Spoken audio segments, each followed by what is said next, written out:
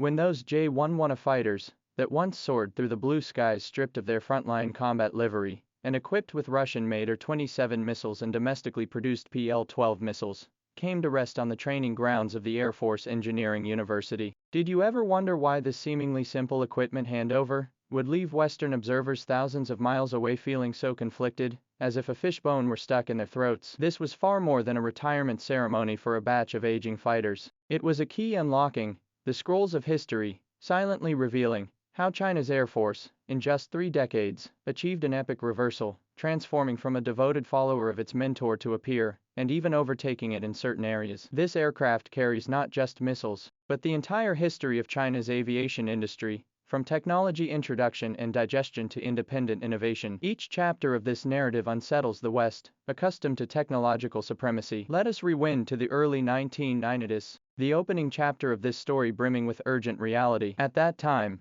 the Chinese Air Force still relied heavily on second-generation fighters like the J-6 and J-7. The rapidly widening generation gap with the West posed a severe national defense challenge. The arrival of the first batch of Su-27 SK fighters in 1991 was nothing short of a technological earthquake. Its astonishing maneuverability, vast range, and powerful radar allowed China to touch the threshold of the world's top heavy fighters for the first time. Undoubtedly a precious asset at the time. However, directly importing complete aircraft could only provide a temporary solution, and was highly vulnerable to supply chain constraints. After arduous negotiations, China secured the Su-27 SK production line, marking the first step toward localization, assembling aircraft using kits supplied by Russia. This laid the foundation for the J-11. The core objective was learning, through hands-on assembly, reverse engineering its sophisticated aerodynamic layout, complex structural design, and intricate systems integration. Although the J-11 still heavily relied on Russian engines and avionics at this stage, it planted the seed for heavy fighter development within China's aviation industry,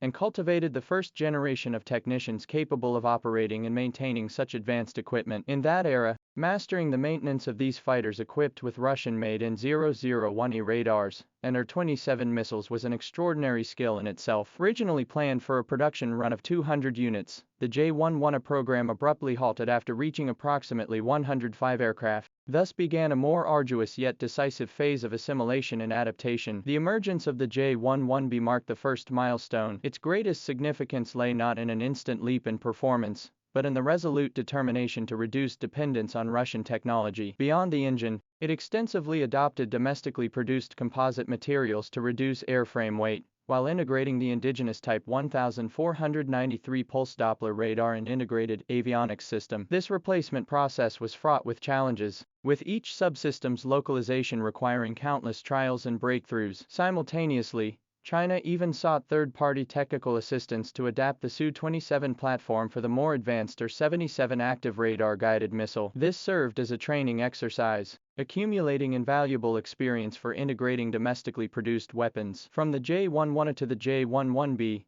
the localization rate rose significantly from a low baseline, with tangible improvements in the fighter's range and airframe lifespan. But the real shock came from the comprehensive burst of independent innovation. The emergence of the J-16 signifies that China has not only fully mastered the platform potential of the Su-27 series but has also infused it with an independent soul. Defined as a 4+ generation heavy multi-role fighter, its core advantage is no longer the exceptional maneuverability that made the original famous, but rather its transformed Chinese brain and Chinese nerves. The integration of domestically developed active, phased array radar, nearly 6 years ahead of its Russian counterpart, grants the fighter extraordinary long-range detection capabilities and formidable multi-target engagement prowess. A highly integrated electronic warfare suite, digital flight controls, and a glass cockpit have forged an information-centric combat system surpassing its predecessor. In armament, the high-performance PL-12 air-to-air missile, followed by the longer-range PL-15,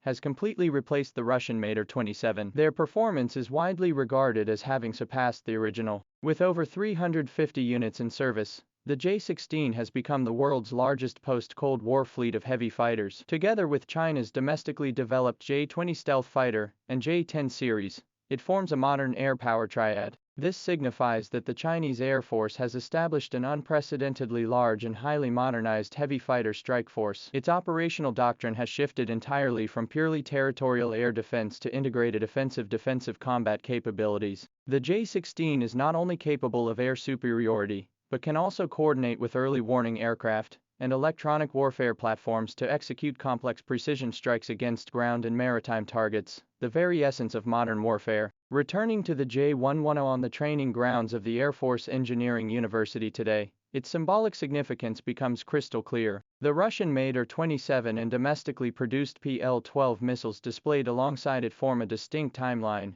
linking the complete journey from reliance on imports to achieving independent technological advancement. Its retirement signifies not a decline in strength, but the inevitable cycle of iteration and renewal. Its transition into a training aid represents the dedication of its final residual value to nurturing a new generation of maintenance personnel, allowing ground crew trainees to conduct missile arming, maintenance, and emergency response drills on authentic combat aircraft proves far more effective than theoretical exercises. This practice itself embodies the solidity and forward thinking of a mature, confident Air Force's training system. This very reality lies at the root of the unease felt by the West. They have witnessed firsthand how a nation once reliant on comprehensive technological imports achieved astonishing progress in aviation, a field embodying a nation's strategic capabilities, within a single generation. This transformation was driven by a proven methodology: introduction, digestion, absorption, and re-innovation. The dynamics of Sino-Russian military cooperation have grown nuanced and complex. While China initially sought technology, both nations now possess distinct strengths. China has even demonstrated leadership in areas like avionics and missiles,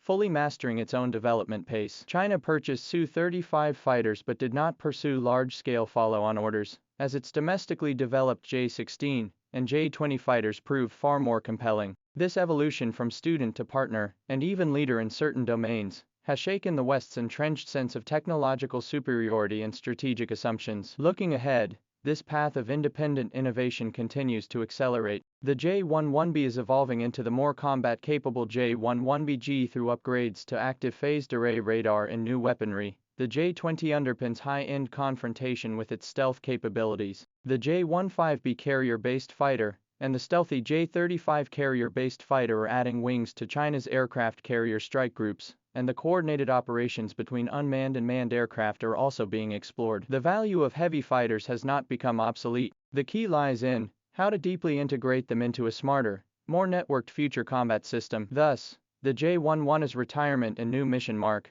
both a perfect conclusion and a profoundly meaningful beginning. It quietly conveys this truth: what matters most is not any single super fighter, but the capability and resolve to forge ahead independently, mastering core technologies without waiting or relying on others. This methodology is far more valuable than any individual weapon platform, and far more formidable to adversaries. As Western observers witness these retired fighters continuing to train future talent within Chinese academies, they taste precisely this unstoppable, relentlessly upward trajectory of strength, a flavor that is undoubtedly complex and hard to articulate. The answer China's aviation industry has written over 3 decades, its ultimate score, is known to the skies and to history.